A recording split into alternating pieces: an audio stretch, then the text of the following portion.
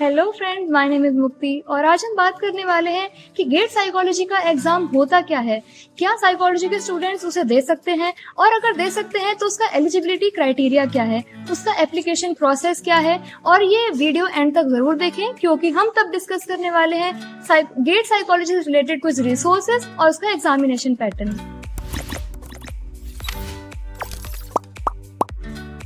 सबसे पहले हम बात स्टार्ट करेंगे कि गेट साइकोलॉजी की फुल फॉर्म क्या है।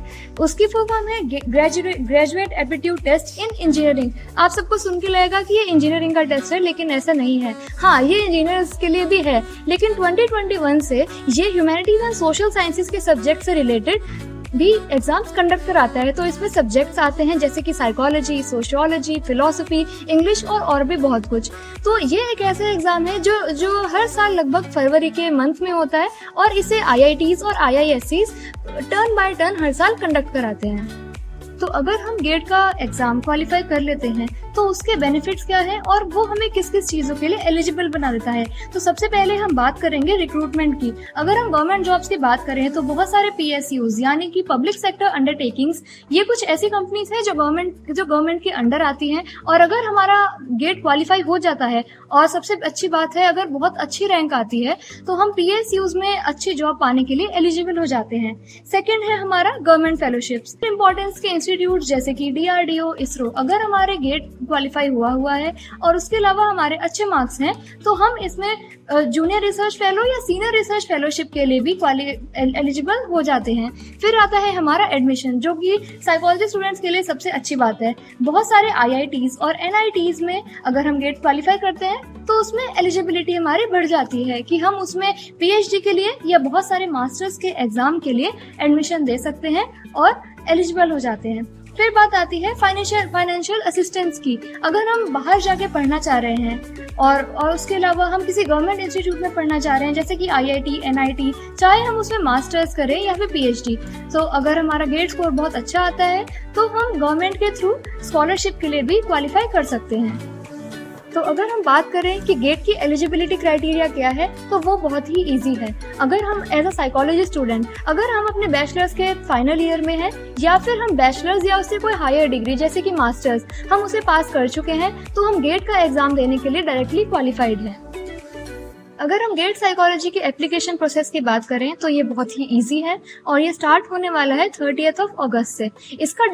इसका लिंक हमारे डिस्क्रिप्शन में गिवन है, तो उसे ज़रूर चेक करें। और एक ज़रूरी बात यह है कि जब भी आप इसके लिए अप्लाई करें तो दो चीज़ों का ज़रूर ध्यान रखें। पहली चीज़ है कि ह्यूमैनिटीज एंड सोशल साइंसेज के स्टूडेंट्स के लिए जो कोड है वो है XH और दूसरी चीज़ जो साइकोलॉजी के स्टूडेंट्स के लिए कोड है वो है C5। अब हम आते हैं गेट के एग्जाम पैटर्न की। इसका गेट का एग्जाम पैटर्न समझने में थोड़ा सा डिफिकल्ट हो सकता है, लेकिन हमने उसे आपके लिए इजी कर दिया है। जो इसका मोड है वो होता है कंप्यूटर बेस्ड एग्जामिनेशन और इसकी ड्यूरेशन होती है 3 hours। जो ये CBT के सेंटर्स होते हैं ये मोस्टली आपकी सिटीज में ही प्रोवाइड कर दिए जाते हैं। और जो एग्जाम है उसके बेसिकली 3 सेक्शंस होते हैं। Reasoning aptitude for 15 marks, general aptitude and comprehension for 25 marks और सब्जेक्ट स्पेसिफिक जो होता है वो होता है हमारा 60 मार्क्स का। और इसमें 3 टाइप के क्वेश्चंस होते हैं, MCQs, MSQs and numerical ability questions. जो MCQs होते हैं उसमें मोस्टली नेगेटिव मार्किंग भी होती है, लेकिन MSQs और न्यूमेरिकल एप्टीट्यूड जो क्वेश्चंस होते हैं उनमें नेगेटिव मार्किंग नहीं होती है। और अगर आप चाहें तो आप प्रीवियस ईयर क्वेश्चन पेपर हैं जो कि प्रैक्टिसिंग के लिए बहुत जरूरी है, आप वो गेट की वेबसाइट पे अवेलेबल किए जा चुके हैं, तो आप उसे विजिट करके वहां देख सकते हैं। फेवरेट पार्ट यानी कि गेट साइकोलॉजी से रिलेटेड रिसोर्सेज। तो सबसे पहला रिसोर्स है हमारा साइकोलॉजी से रिलेटेड बुक्स, जो कि आपको गेट का एग्जाम क्रैक करने में जरूर हेल्प करेंगी।